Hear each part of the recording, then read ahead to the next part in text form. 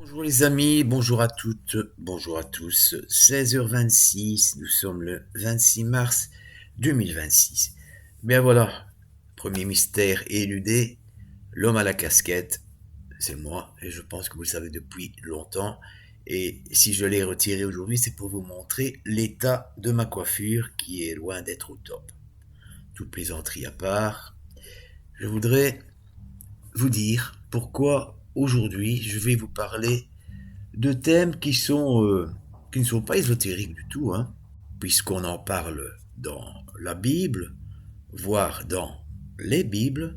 Je vais vous parler de d'Armageddon, de l'Apocalypse et de la Révélation, mais de manière plutôt théorique, pour que l'on sache c'est quoi l'Armageddon, c'est quoi l'Apocalypse, est-ce qu'il y a des ponts entre l'un et l'autre, est-ce qu'ils sont synonymes, et la révélation qui, elle, semble être un peu une conséquence de l'un ou de l'autre, ou de l'un et de l'autre. Bon. Mais tout d'abord, les amis, ce que je souhaite vous dire, c'est que depuis quelque temps, Maryse et moi suivons, pas tout le temps, mais quand nous en avons la possibilité, une chaîne YouTube qui s'intitule Jim le Veilleur.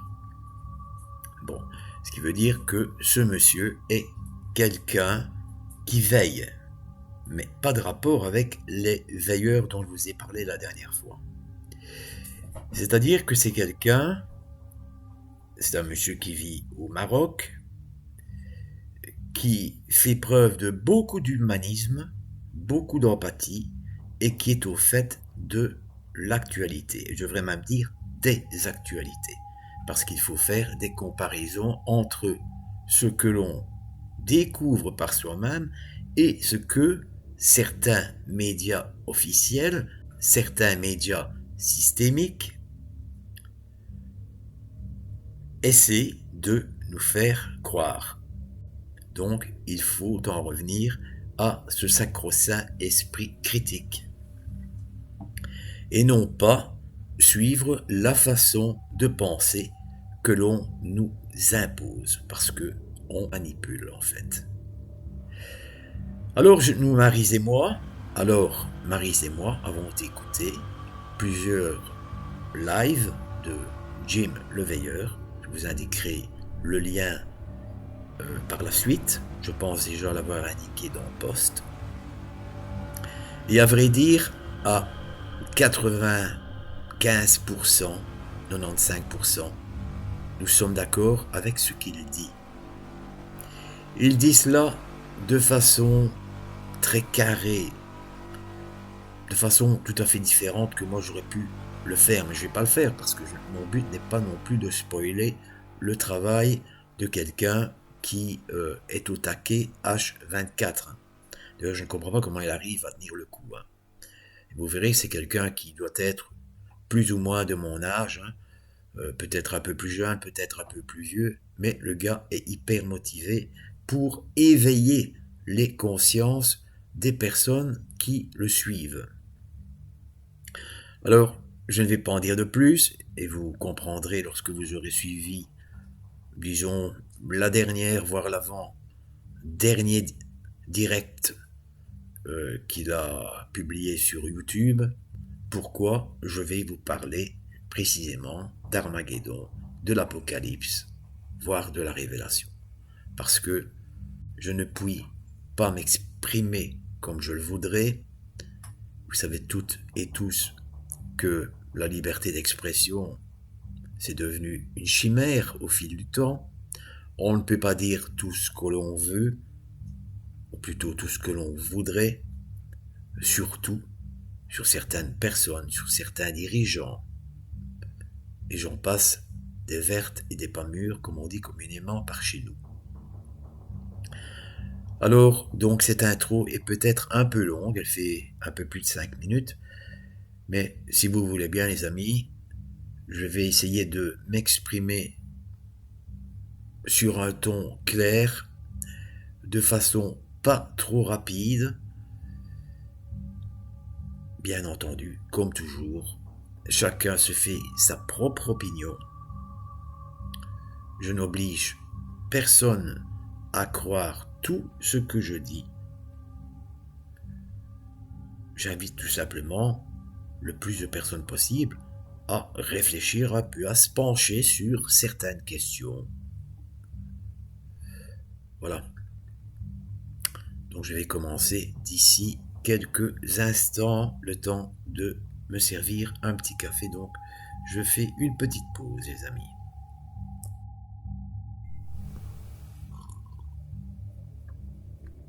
Voilà. En fait, si j'avais été le concepteur de la chaîne de Jim, le veilleur, moi, j'aurais appelé The World as I See It. Ce qui fait, lorsque vous condensez le tout, que vous prenez chaque lettre, lorsque vous prenez chaque début de lettre, cela fait T-Wazy. The World as I See It. Le monde tel que je le vois. Pourquoi je ne le fais pas? Parce qu'il se trouve que par le passé, il y avait un débunker dans le domaine du paranormal qui s'appelait T-Wazy et qui, je pense, a malheureusement raccroché. Alors je ne voudrais pas lui faire offense en utilisant le pseudo qu'il utilisait pour sa chaîne. Mais cela voulait dire cela. Donc, le monde tel que je le vois. Attaquons, si vous voulez bien, les amis. Sans nous énerver, ça ne sert à rien parce que le monde est tel qu'il est. L'enfer est sur terre. Hein. Je vous en ai déjà dit beaucoup, rien qu'avec cette phrase. On va tout simplement chercher la définition, les explications qui concernent chaque terme. Qu'est l'Armageddon? L'Armageddon désigne principalement le lieu de la bataille finale prophétisée dans le livre de l'Apocalypse, Apocalypse 16, 2.16, synonyme de la fin du monde ou l'affrontement apocalyptique entre les forces du bien et du mal. Issu de l'hébreu Armageddon, montagne de Megiddo, je le prononce comme il me semble, ce terme symbolise un cataclysme majeur, popularisé également par un film de 1998. Les significations principales, origine biblique. Armageddon est mentionné comme le lieu de rassemblement des rois de la terre pour une ultime bataille contre Dieu. Je répète cette phrase.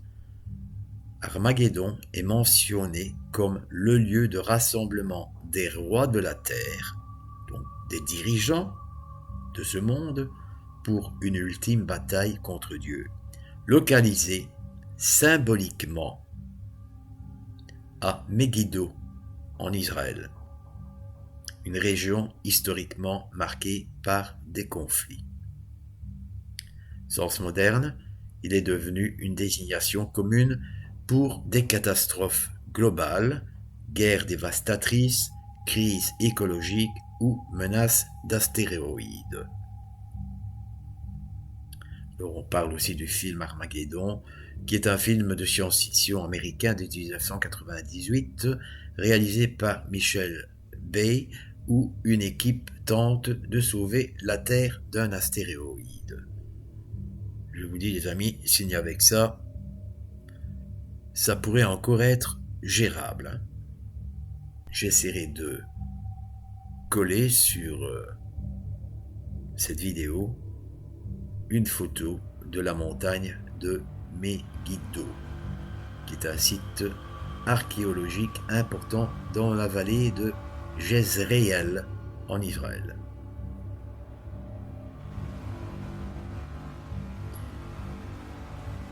On va parcourir les diverses questions et réponses qui sont données. Qu'est-ce que ça veut dire Armageddon? Donc je viens de l'expliquer. Origine et signification, étymologie, vient de l'hébreu, lieu géographique historique en Israël, symbole de bataille décisive, contexte biblique, lieu de rassemblement des rois de la terre pour le grand jour de Dieu le Tout-Puissant, entre guillemets, le grand jour de Dieu le Tout-Puissant. Le sens moderne, cataclysme de grande ampleur, souvent associé à une guerre nucléaire ou à une catastrophe écologique. Il suffit de regarder le ciel. Nous sommes le 26 mars 2026. À 16h38, il fait 5 degrés. Le ciel est couvert.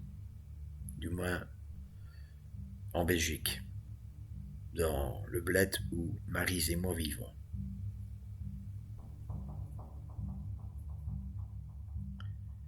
Quels sont les 4 signes de l'Armageddon? Ces 4 premiers sceaux, S-C-E-A-U-X, représentent la tromperie religieuse, la guerre, la famine et la peste. La peste, cela peut être tout un tas de maladies. Dans la prophétie du mont des Oliviers, Jésus ajoute que des tremblements de terre en divers lieux accompagneront ces signes. Matthieu 24, 5, 7. Dieu fournit des détails importants concernant chacun de ces 4 premiers signes dans de nombreuses prophéties bibliques.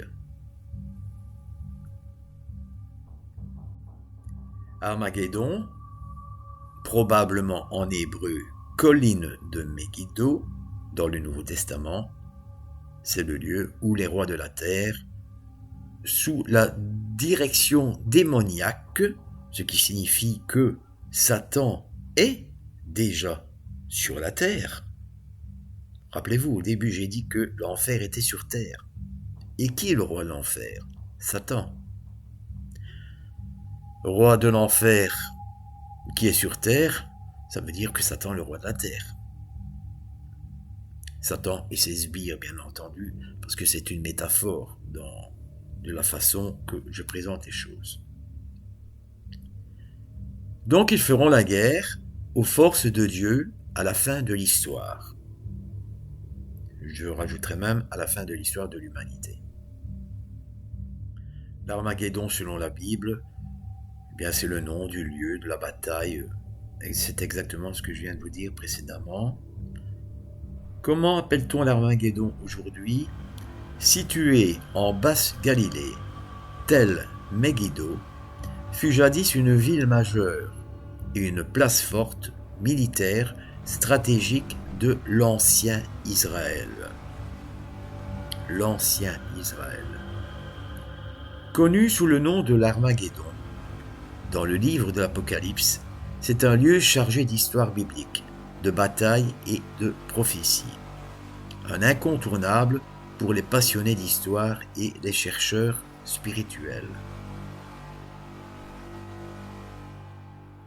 Quels sont les 4 êtres vivants de l'Apocalypse? L'apôtre Jean a une vision qu'il relate dans le livre de l'Apocalypse 4, 7, 8. La parenté avec celle d'Ézéchiel est évidente. Les vivants sont au milieu du trône et autour de lui. Mais ils ne sont plus identiques et ils sont beaucoup moins hybrides. Ce sont, dans l'ordre, un lion, un taureau, un homme et un aigle. Que va-t-il se passer pendant l'Armageddon?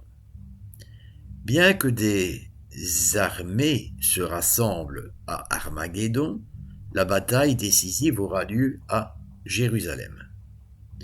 Le son de la trompette sera un appel à la guerre lancé par Dieu à toutes les nations. Joël 2, 1, 3, 9, jusque 12. Une immense foule se déplacera vers le sud, à environ 1h30 de route, environ 130 km, d'Armageddon jusqu'à Jérusalem. Quels sont les signes annonciateurs de la fin du monde? On y arrive, hein, tout doucement. Il suffit de suivre un peu l'actualité. Je ne vais pas vous faire peur, hein. Le climat actuel est déjà suffisamment anxiogène pour que je n'en rajoute pas une couche, hein. Les signes de la fin du monde, souvent appelés signes de la fin des temps ou apocalypse, varient selon les croyances, incluant des catastrophes naturelles, séismes, famines, des guerres généralisées. Vous voyez un peu, tout doucement, quand à la télé, on vous parle de mondialisation ou de globalisation de certains conflits. Une dégradation morale, tout part en vrille, et des phénomènes cosmiques. Le soleil qui se lève à l'ouest, c'est un exemple qui est donné. Ils sont divisés en signes mineurs déjà observés et majeurs. Signes dans la tradition islamique. Voici quelque chose d'intéressant parce que, franchement, comme je vous l'ai déjà dit, je ne suis pas un exégète des religions et cela m'intéresse de savoir ce que dit la tradition islamique à ce sujet. Un petit instant, les amis.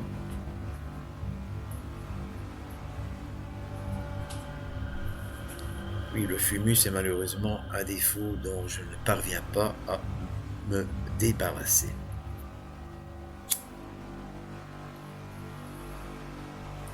Ne faites surtout pas comme moi je fais.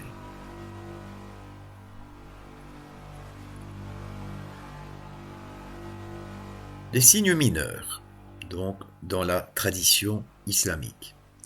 Augmentation des meurtres, disparition du savoir, rapidité du temps, construction de bâtiments très hauts, les tours, hein. Consommation répandue d'intoxicants. Signe majeur, donc c'est la seconde catégorie.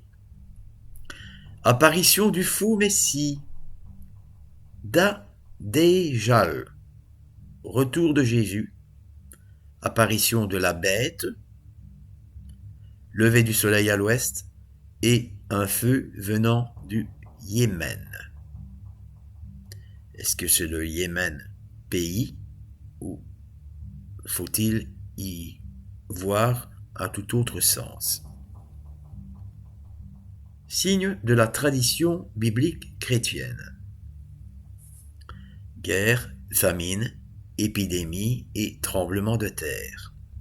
Prédication mondiale et montée de l'hypocrisie religieuse.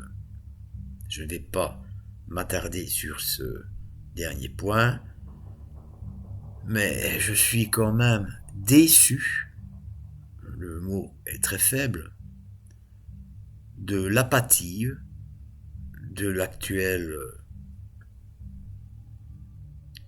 dirons-nous, patron du Vatican. Je ne l'entends pas s'exprimer, ou alors je ne regarde peut-être pas les bonnes chaînes d'infos qu'il convient, au sujet de ce qui se passe dans le monde. Je ne sais pas si vous l'avez déjà entendu. Si c'est le cas, dites-le moi en commentaire, hein, ça me fera plaisir.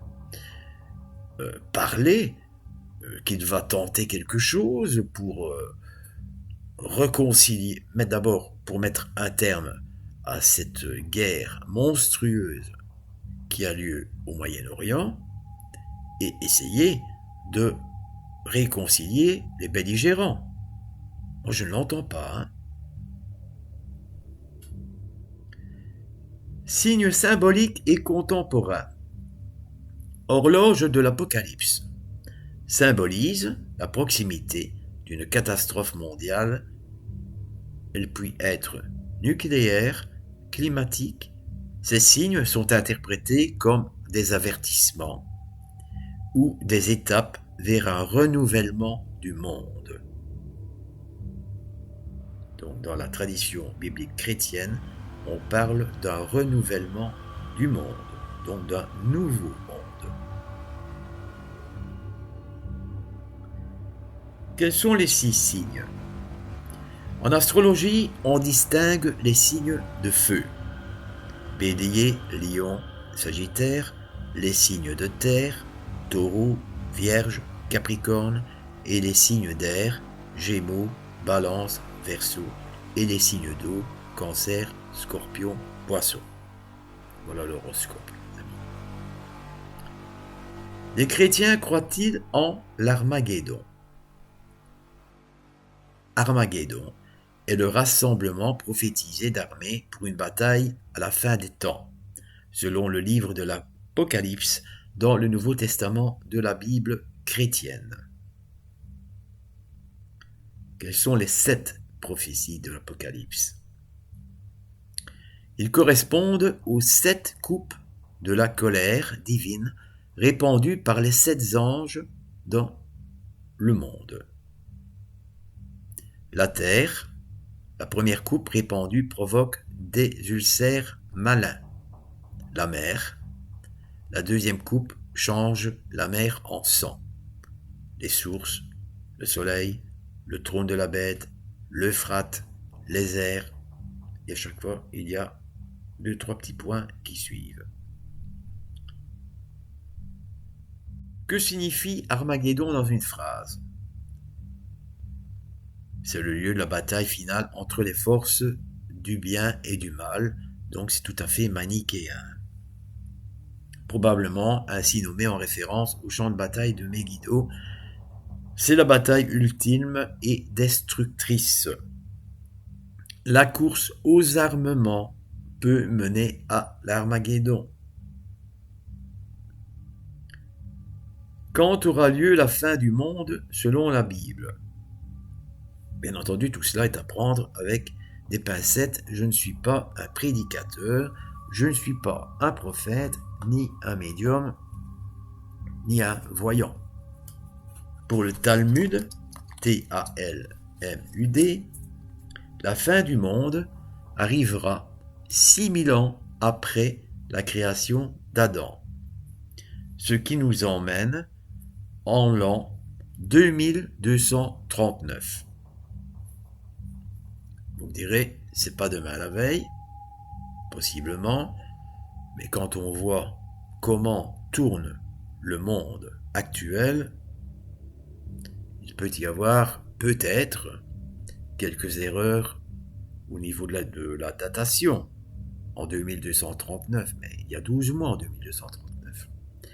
Selon certains théologiens, se fiant au texte de l'Apocalypse de Saint Jean, la fin du monde est programmée pour l'an 2027. Ne me demandez pas si j'y crois. Franchement, je ne sais pas. Je ne saurais pas vous dire. Là, vraiment, il me faudrait une boule de cristal et encore, je ne suis pas certain du tout de ce que spirituellement, virtuellement, je pourrais y voir. Peut-être même que j'y verrai rien. Petit jeu de mots. Il faut essayer de dédramatiser un petit peu la situation. C'est plus facile à dire qu'à faire.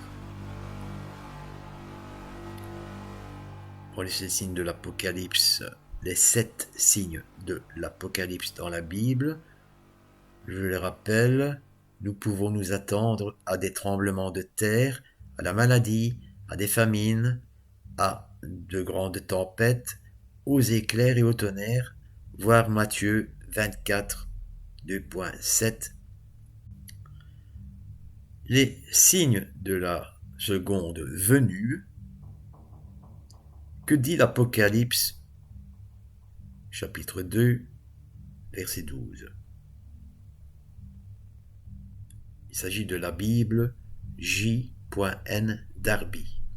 Ainsi, tu en as, toi aussi, qui tiennent la doctrine des Nicolaïtes pareillement.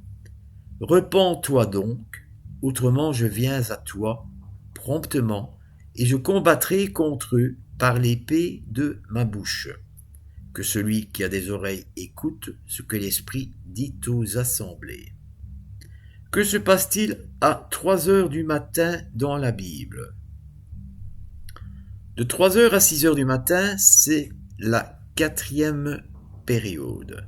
C'est durant ce laps de temps que Jésus a prié et même marché sur l'eau pour rejoindre ses disciples. De nombreux croyants ressentent une intense activité spirituelle durant ces heures. Si vous êtes éveillé à ce moment-là, il se pourrait que le Seigneur vous invite à prier. Et cela, ça date du 22 septembre 2025. Donc la définition d'Armageddon, je l'ai déjà donnée. Bataille finale, décisive et destructrice. Attardons-nous un peu à présent sur ce qu'a dit un autre prophète qui n'est pas dans la Bible, lui. Il s'agit de Nostradamus. Quand Nostradamus a-t-il prédit la fin du monde?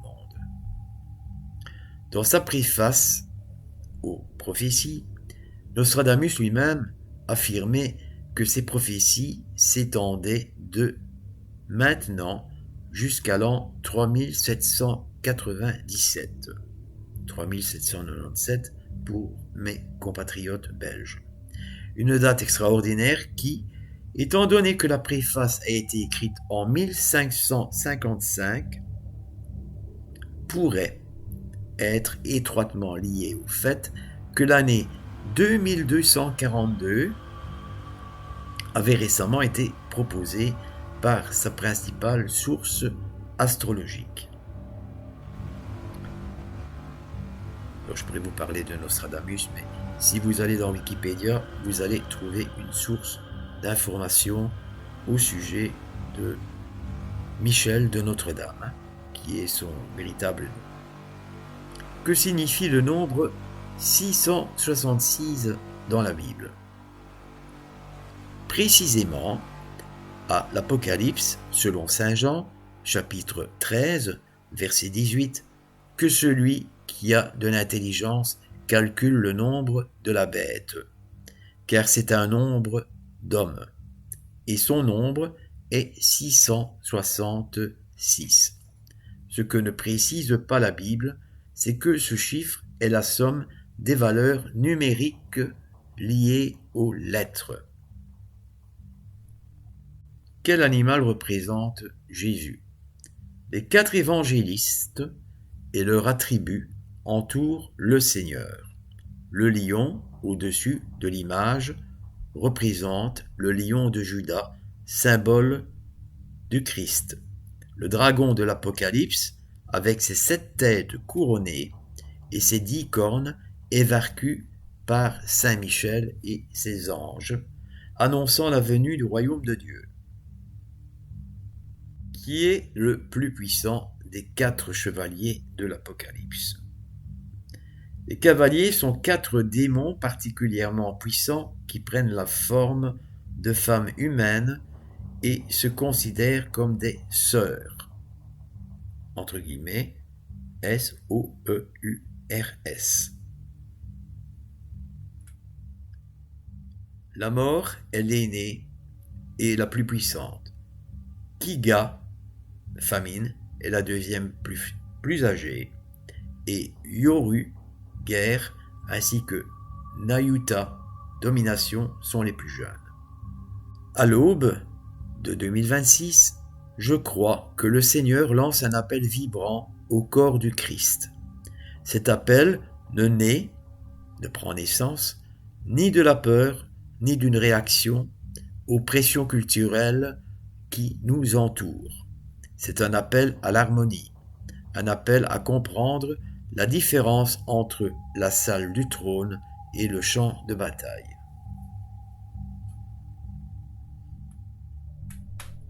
Alors on a maintenant tout un tas de questions, dont une qui n'est pas vraiment très importante à mes yeux, quoique chacun est libre de ses opinions philosophiques et religieuses. Les témoins de Jéhovah votent-ils pour Trump? Du fait de leur croyance en le royaume de Dieu comme seule forme légitime de gouvernement, les témoins de Jéhovah ne participent pas aux activités politiques, notamment au vote. Ils s'abstiennent de saluer le drapeau d'un pays ou de chanter des chants nationalistes qu'ils considèrent comme des formes de culte. Qui a eu la vision de l'Apocalypse? L'Apocalypse en grec signifie révélation. Un nommé Jean, se trouvant dans l'île de Patmos, déclare avoir eu une révélation, une vision, à la façon des prophètes de l'Ancien Testament, et il la raconte.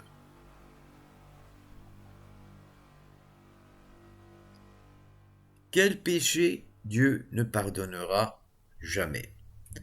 Le péché impardonnable est le blasphème contre le Saint-Esprit. Le blasphème inclut le ridicule et l'attribution des œuvres du Saint-Esprit au diable.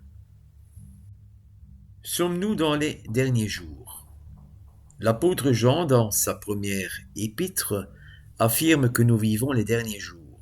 1 Jean, chapitre 2, verset 18. Les derniers jours désignent la période allant de l'ascension du Christ à son retour glorieux.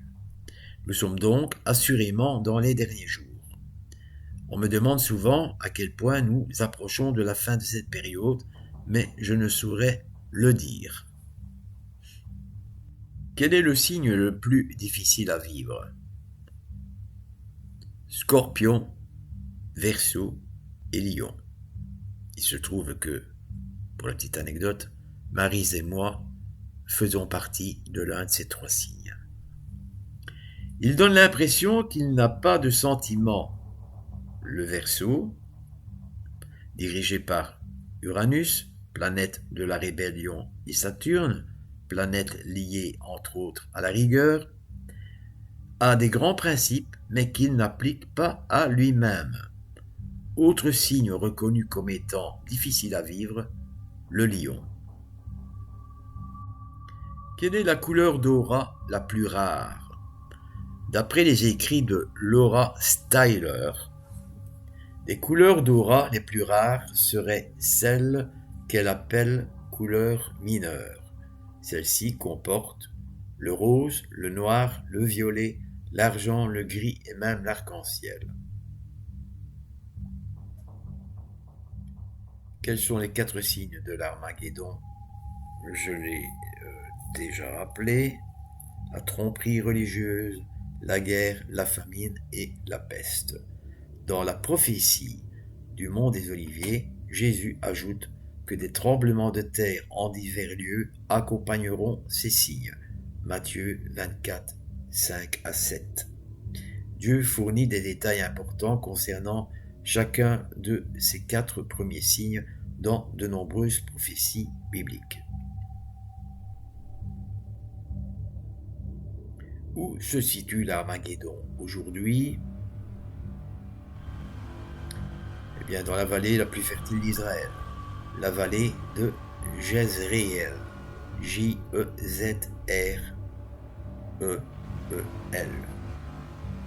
Peut-être que ça se prononce Jezreel.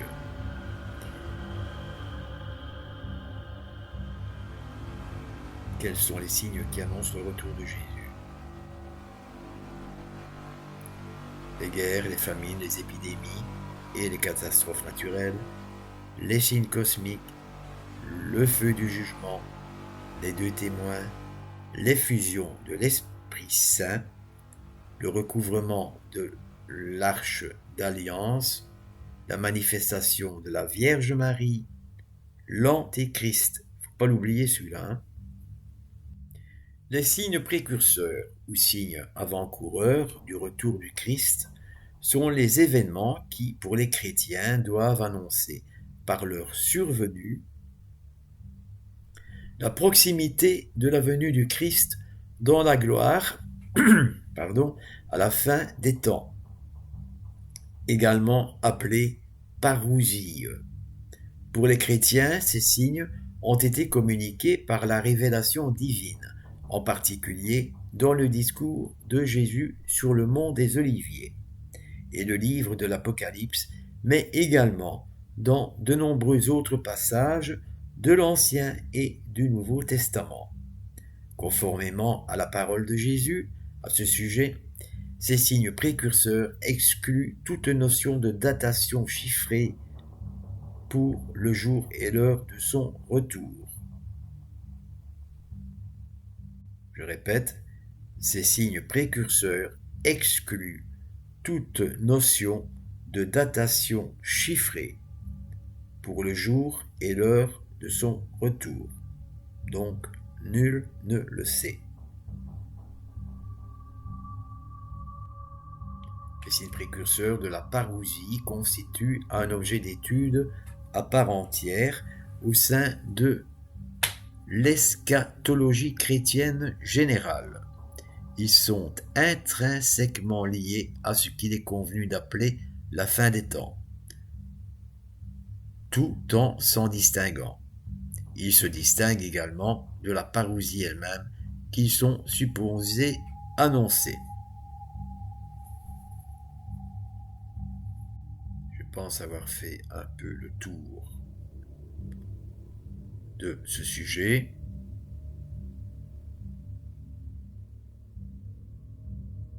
Je pense que nous allons bifurquer à présent, les amis, sur l'Apocalypse. Il y aurait énormément de choses à dire. Tout ce que je viens de vous dire, vous pouvez aisément retrouver cela sur Internet, via Google.